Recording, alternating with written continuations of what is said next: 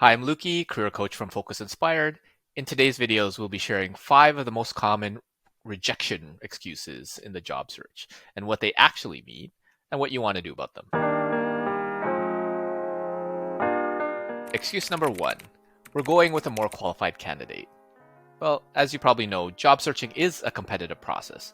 And unfortunately, it's not whether or not you're qualified for the job, it's whether they perceive you as being the most qualified for the job. Most, because it's competitive. If someone has 5 years of experience and you have 2, who would you rather pick? If someone has coded 7 medium complexity apps and you coded 2, who would you rather pick? Now, it's perceived because you might actually be the most qualified candidate, but your response or your story hasn't convinced them. This is where practice comes in. Improve and get better. If you don't know how to improve, get some help. Get some additional experiences, connect, and add value to more people, and maybe get a referral. Get yourself to the point where you can convey yourself as the most qualified candidate. Excuse number 2, thank you for applying, and we found a better fit.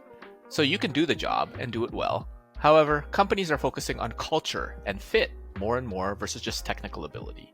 Fit could mean a lot of things depending on the culture and values of the company. Do you even know what those values are, and how do you match? If the company's values are service and humility, and you spend your interview time sharing how many things you've started and achieved without acknowledging the people that helped you along the way, well, that could be a turnoff. If the company values collaboration and you spoke about how rotten your last teammate was, answering how you dealt with a difficult person, then that's a misalignment. You'll want to spend time to know your audience and adjust your responses.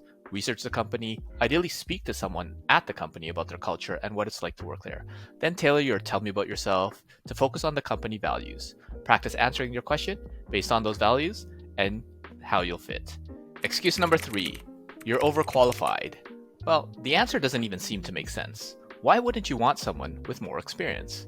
Well, this is often a response newcomers get who are coming with 5 or more years of experience that are interviewing for entry-level roles.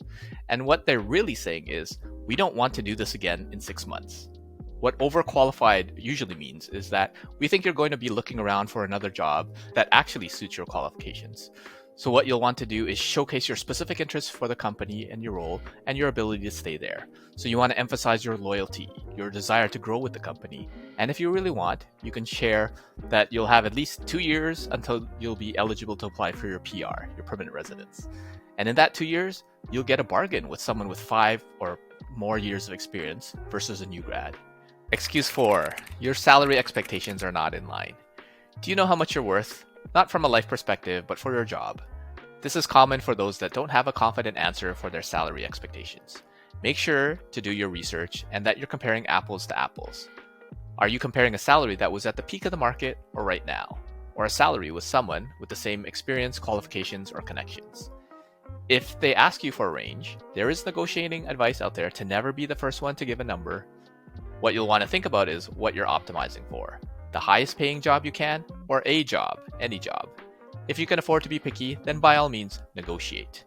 I do know that one sure way to annoy a recruiter is to not provide a number.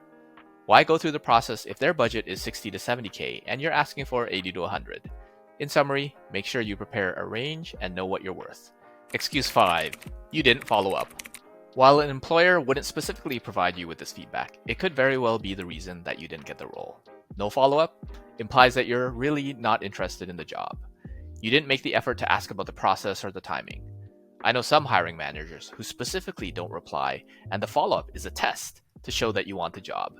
This is more common in sales roles, and if you think about it, pretty much all roles require some aspect of sales.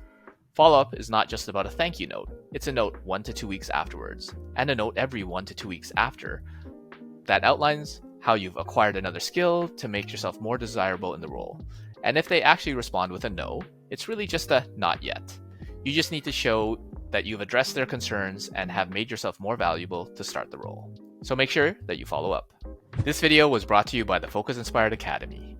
If you're looking for support in your job search or career, join us for e-learning content, weekly virtual group coaching, text access to our coaches in between sessions, and future apps and community to help you in your job search and career success. Thanks for watching today's video. If you found this useful, hit the like button. Let me know if you have any questions or what you're struggling with in your job search or your career, and feel free to connect with me on LinkedIn. Don't forget to subscribe for more tips on jobs, careers, and life. and YouTube recommends that you check out these videos next.